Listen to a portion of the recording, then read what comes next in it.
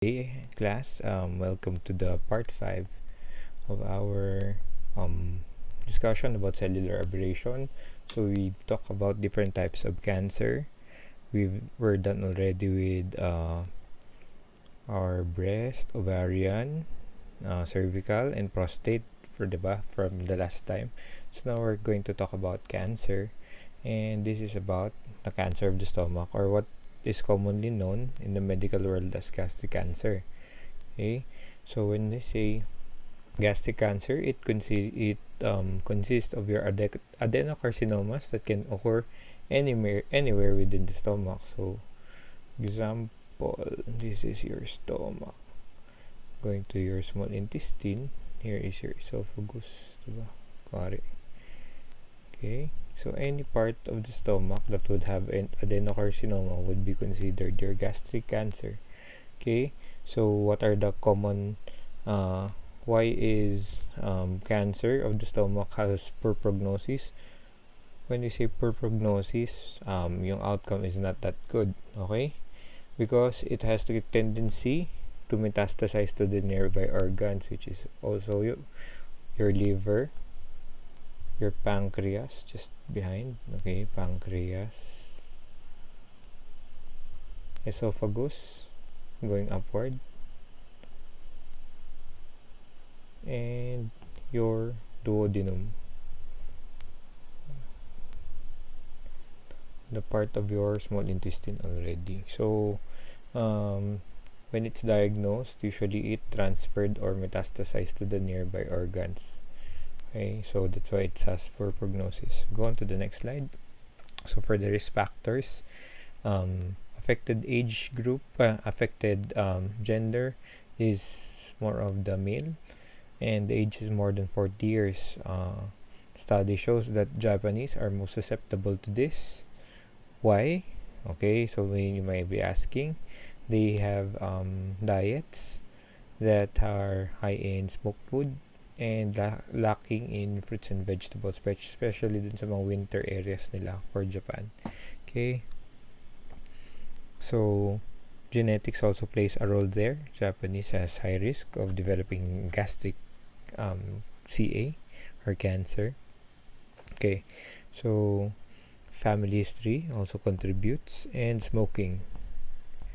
Okay, so at risk yung mga tao na nagsasmoke with gastric CA. So H. pylori infection, usually pag nag-EGD and then H. pylori infection is always prominent, they are high risk of having or developing cancer.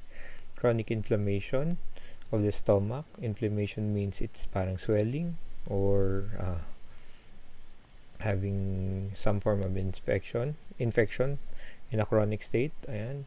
So gastric ulcers may also predispose you to having gastric CA. Pernicious anemia, so decrease of blood supply and nutrients in the stomach may cause also may be a high risk for colon CA. Okay, chlorochondria. Okay, so according to the definition of chlorochondria, it means the absence of the hydrochloric acid or gastric secretions. If ever there is decrease or absence of gastric CA, of gastric juices, acid or juices, you're at risk. Okay, so another thing would be your subtotal gastrectomy.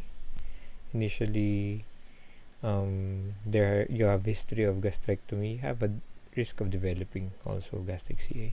Okay, for the clinical manifestations for gastric CA, for the early stage, usually it's asymptomatic. That's why we said earlier that when you detect it, it's already late and it has already metastasized. And in early stage, it may resemble benign ulcers, but usually it's relieved in antacids. Okay, so for the advanced stage, you would see the tumor. It's more palpable. in the abdominal area, or you could feel a mass in the abdominal area. Okay, so for the progressive part of the disease, we have dyspepsia, indigestion, di natutunawan in Tagalog, early satiety, or mabilis mabusog. Okay, so di ba? Mahirap matunawan. Ito naman is easily being full. So it's different with feeling bloated. You're easily satisfied with the food that you eat. Okay, so it also has weight loss during the progression kasi you have decrease in intake already because you have indigestion and early satiety. Okay, so for the abdominal pain, it's more of the umbilical area, okay, center. Okay, then loss and decrease of appetite, therefore it also leads to weight loss. Bloating after meals, your stomach is feeling full. Okay, so it might be of air or other circumstances. Basta you feel bloated, you feel full after every meal.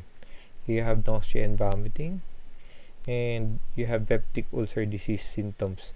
So when you say peptic ulcer, it's more of the pain after meals. Okay, so it would be presenting like that. Next slide.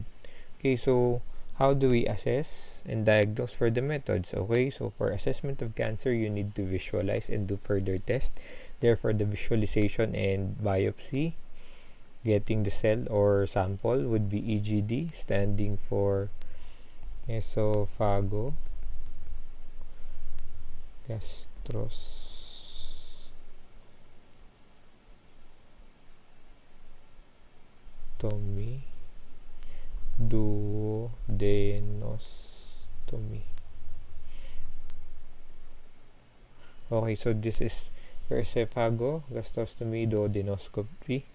This is your visualization of your esophagus, gastric area, and your duodenum. So there would be a scope inserted, and there would be a piece of equipment to gather a sample of a cell or area to get for biopsy, and then it would be sent to the diagnostic area to be studied, and later on it would be determined if it's benign or non-benign or malignant. Okay, or what type of cells is invading. Okay, so this is the number one diagnostic of choice for gastric CA. Okay, then we have also our barium exam, X-ray exam. Usually this is a series of using endoscopic ultrasound. Okay, and also CT scan may also be used. Okay, so first for the EGD, you have your EGD. Next one would be your barium. Third would be your endoscopic ultrasound, UTZ, and then fourth would be your CT scan.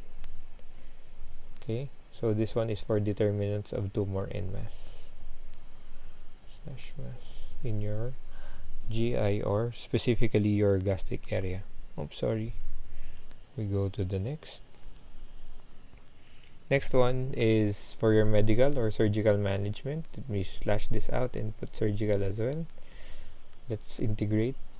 Okay, so this one would be the removal of gastric carcinoma or tumor localized to the stomach. So while it does not spread yet, they would be doing incision to remove the gastric carcinoma. Okay, so for the palliation, this is the cure or parang management for pain. Okay, or other untoward or altered in feeling or altered in comfort. Okay, so to prevent obstruction, they would be doing that one. So either they would be also giving you chemotherapeutic drugs. Okay, so one, it's fluorouracil, cisplatin, toxorubin, etoposide, and mitomycin C. And then next one would be your radiation. Okay, so those are your medical management, chemotherapy, and radiation therapy. For your cervical management, this is for more of focusing on the removal of the gastric carcinoma, resection of the tumor, meaning the tumor would be removed, the specific tumor. Oh, let me go back. Okay, and the next one would be the total gastrectomy. Your stomach would be removed. Sir, how would the patient survive? Okay, so the esophagus would be directly attached to the duodenum. Okay, so parang magkakaroon sila ng reconstruction. Remove yung stomach. Okay, for example, this is your esophagus, this is your stomach, and this is your small intestine already. So once this one would be removed, the end of their esophagus and the end of the duodenum would be joined together. Okay, to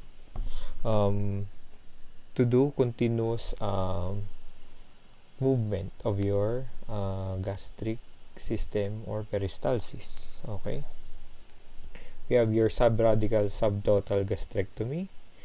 We have your proximal subtotal gastrectomy. This one are sections until what part and what portions. And then we have your esophago gastrectomy.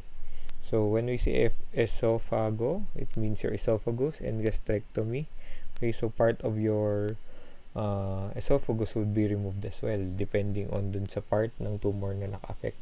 Okay, so guys, class, remember, if ever the affected part would only be removed, hindi siya tinatanggal lahat-lahat all at the same time. So it depends with the surgeon or the rest of the group of medical practitioners to decide on which. Okay, so tumor markers assessed to be determined for effective treatment. So that therefore we have to grade and do further medical evaluations hand in hand with laboratory tests to see the extent. Okay, so hindi siya pwedeng bubuksan na lang tas doon na lang nila titingnan. So they need total planning with this one and total workup prior to doing these procedures. Okay, and there would be a lot of clearance prior to these surgeries. Okay, so let's go with nursing management. Okay, so for the nursing management, for our assessment, usually, let me just shortcut this slide. It would having your complete history with the intake. Maybe the patient is not having good fiber diet, therefore decreasing his peristalsis. He is eating fatty foods or foods rich in smoky or charred or mga nasunog na mga pagkain. Usually those are the predisposing factors for this, as well as food intake without fruits and vegetables. So that's why you have to assess for the dietary intake. So identify weight loss, okay, including time frame and amount. So maybe the patient is working out, that's why he or she has weight loss. You have to include that. You have to track the weight loss in the span of 2 weeks, 3 weeks usually. Watch out for drastic. When we say drastic, it's immediate. For example, the patient is weighing 200 pounds. Suddenly, he or she drops to 150 or 100. So that's a large amount of weight loss. So you have to identify that. Assess the appetite, eating habits. Therefore, you would see his or her eating habits. Usually ask your patient, are you eating regularly 3 times a day, or are you eating snacks in between? What type of snacks? So those are important. Okay, so smoking and alcohol history. You've learned this already with your health assessment. How many sticks per day or smoking or pack per year? You have to compute that one.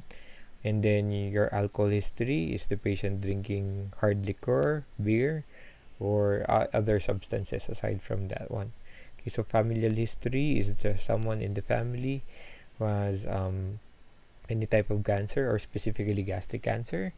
And then psychosocial support. So ask for marital status, his or her coping skills, emotional and financial resources, if ever they would be undergoing or they would be diagnosed with gastric CA. And then complete physical examination. So Is it just physical examination? It must be complete physical examination. So you have to do palpation, percussion of the abdomen for tenderness, masses, or ascites. Okay. Next would be your nursing management. So first one would be your anxiety. So all who would be diagnosed or would be waiting for their results to come out would be experiencing this one, anxiety. It may be related to the disease and anticipated treatment parts. Then next one would be your imbalanced nutrition, since it affects your stomach, which is a major part in breakdown of food and absorption of your basic nutrients and production of your hydrochloric acid or gastric juices. So when this one is affected, it would be altering your nutrition status because of the absorption of nutrients. So less than body requirement. So this one is because the patient experiencing decrease in appetite, bloatedness, or easily being full. So this one would be one of your probable nursing diagnosis. Next one would be pain. Okay, it may be related to tumor or mass. And then anticipatory grieving. They are advanced in thinking. They thinking ahead. Your patients and relatives are thinking ahead. They would be googling stuff, and once they know that it's cancer, then there they go. Usually, when you're diagnosed with cancer, there's a saying in English term that 1 foot is already in the graveyard or is already in the tomb. So it's very hard, so you have to also anticipate for grieving. And then last but not the least, for people who have no access for the technology and internet access and treatment, or maybe because of their confusion, you could put in knowledge deficit. You have to give them self-care activities and orient them what are the probable treatment methods with this type of cancer.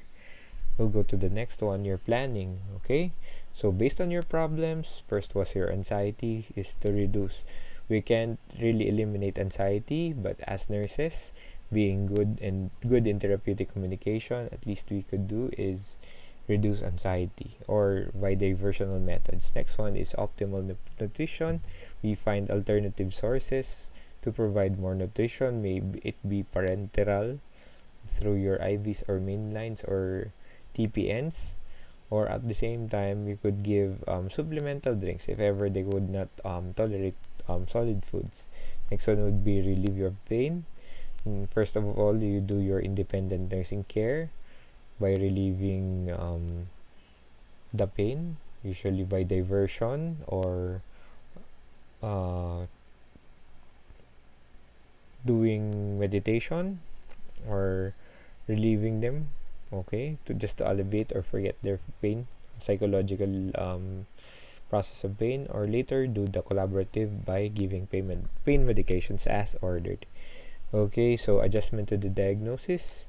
For your planning and goal, you want the patient and relatives to cope up with that because of anticipatory grieving and anticipated lifestyle change. If ever they would like to do the treatment and follow the regimen in the curing process of this disease, they have to anticipate lifestyle changes that would be brought up by health teachings or addressing their knowledge deficit.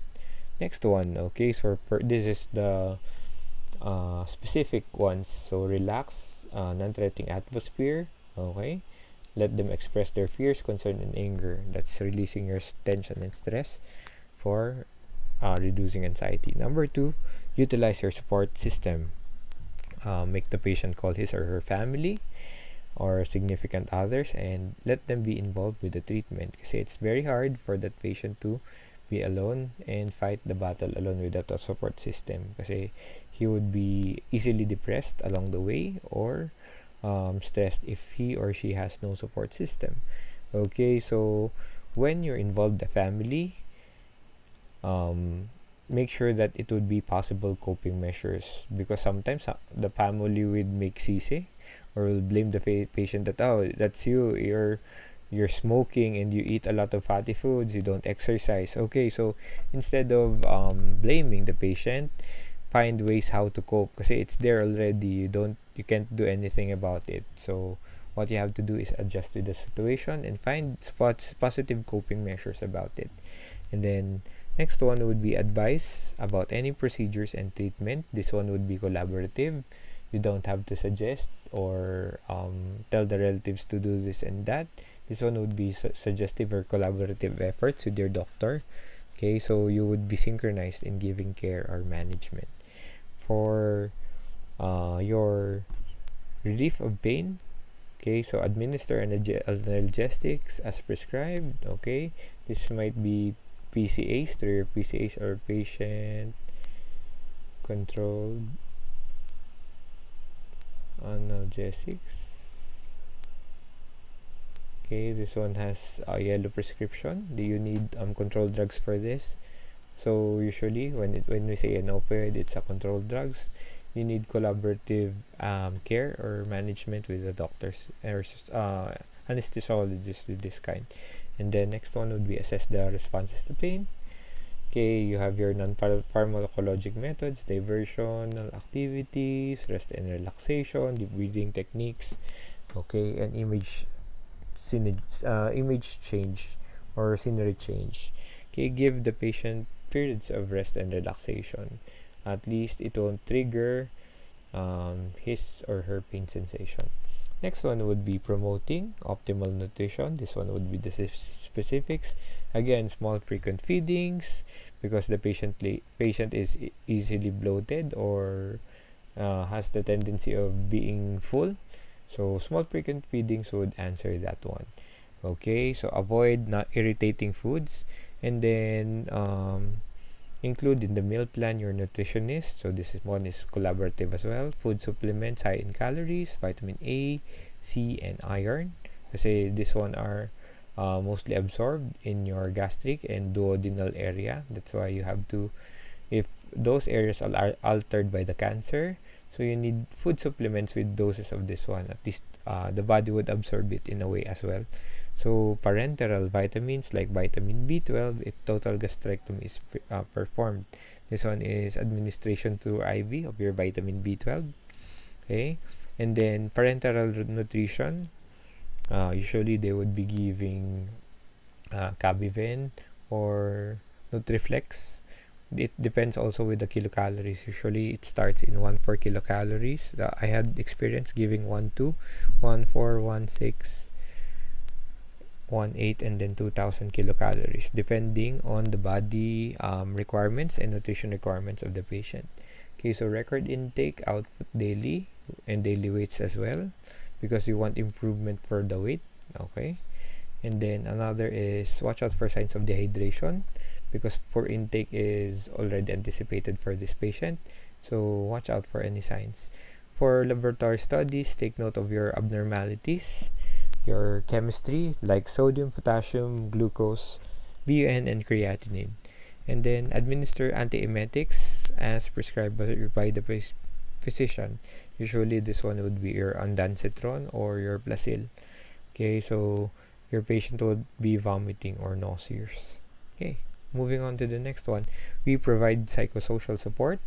You express patient fear, concerns, grief, and regarding the diagnosis. Be truthful to your patient. Okay, so the patient is so you may be asking, sir, how truthful or what extent should we be truthful? Okay, so for example, the patient would ask the nurse, am I going to die? How would you be answering that? So that would be up for yourself, and that would be your assignment because nursing is an art, and every patient has his or her own methods of being dealt with. Okay, so it depends on you and your fidelity as a nurse. Okay, next one would be encourage participation and treatment in decision. Okay, you tell your patient na it's your choice. What do you want? You're part of the care plan. We're not okay. So make sure that your patient is involved because the relatives might be calling the shots because they are the ones who are paying or doing the finances. But always include your patient in the participation or decision making, especially it concerns with his or herself. Offer emotional support. Okay, as well, yan, the family members and significant others. Okay, be aware of mood swings and defense mechanism. Okay, so your patient might not be cooperative, you may see him or her being depressed. So watch out for that one, because that may be the response of the patient with that situation. Okay, provide professional services like chaplain or clergy. If you're not too confident with your skills of communication or praying for the patient, try asking the services of your chaplain or clergy or social worker. And if the extent is very big, you could also involve a psychologist or psychiatrist for that one. Okay, assist with the decision making with life or death care. If ever this would be their terminal stage, make referrals as warranted. Okay, so we had the patient before. Let me share a story. We had a patient before. He was diagnosed with stage 4 gastric cancer, or colon gastric cancer, which has metastasis to the um, duodenum and then colon as well. So parang kumalat na siya, metastasized.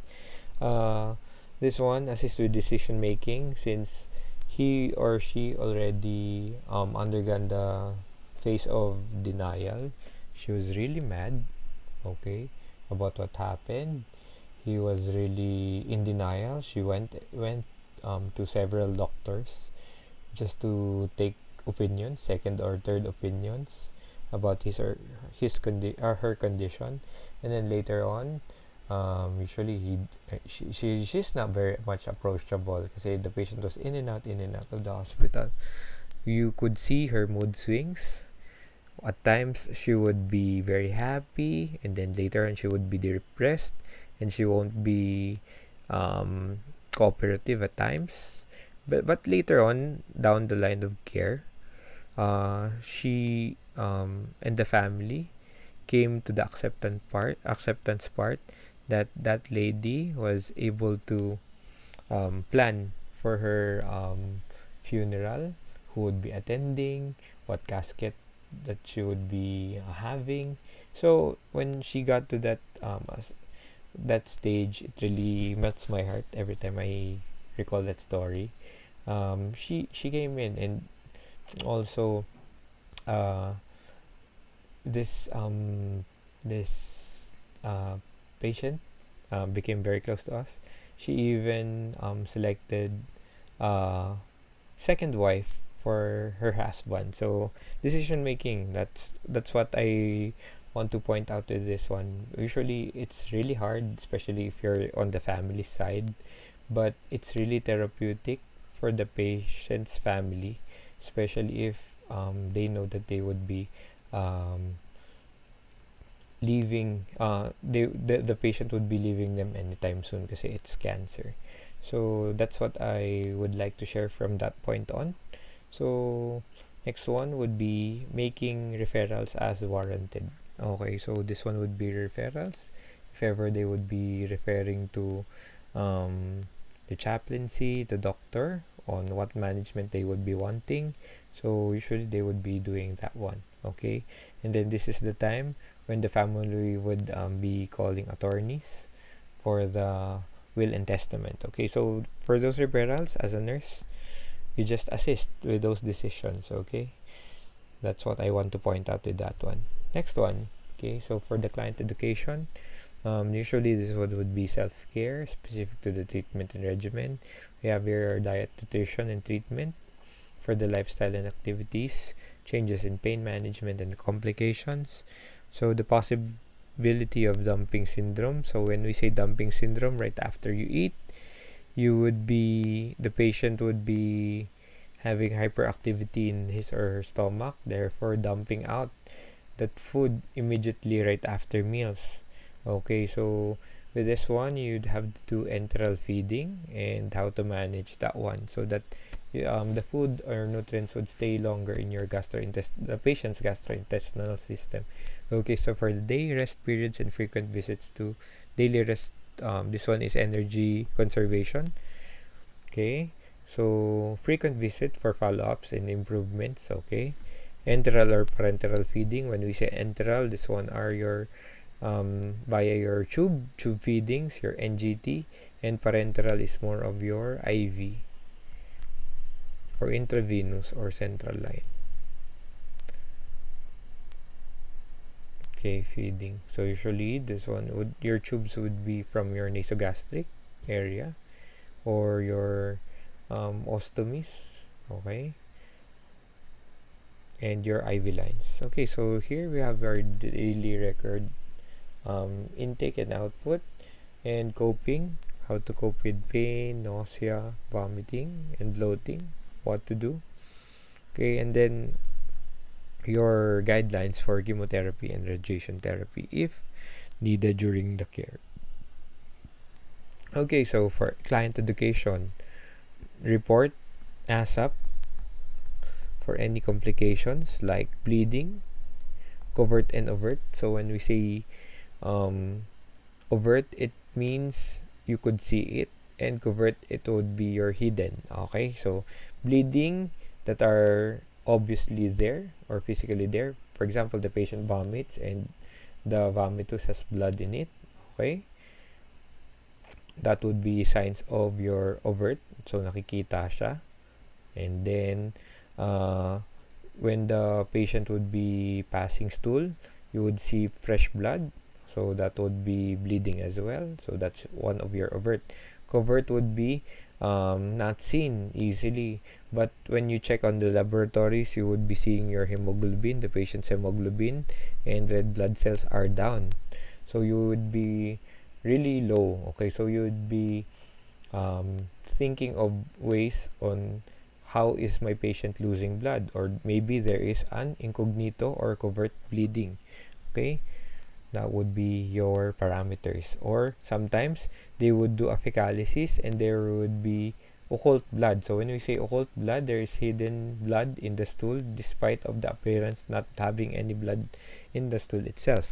So you have to watch out for those tendencies. And then here, for example, obstruction. So the patient suddenly has difficulty in swallowing. So that's one of your obstruction. There may be a tumor buildup or mass buildup in the esophageal area or near the gastric area, or the patient has constipation that are chronic in origin. Okay, and then perforation, this one is opening or bursting outside the organs. Okay, so pag sinabi nating perforation, this one would be, for example, this is your stomach. Usually the tumor gets large and bursts your stomach, therefore it would be perforated, may opening na siya dyan. So remaining gastric juices would seep out to the abdominal area. Okay, so kumalat na yung gastric juices mo, therefore it irritates the gastric area, giving your patient constant pain, abdominal pain. Okay, so if it furthers on, or it progresses, usually there would be bored like abdomen, and your patient would be risk for having septic shock, or if bleeding would be seen as well, your patient would be also subject for hypovolemic shock, okay, in the later areas. So you have to watch out for those one.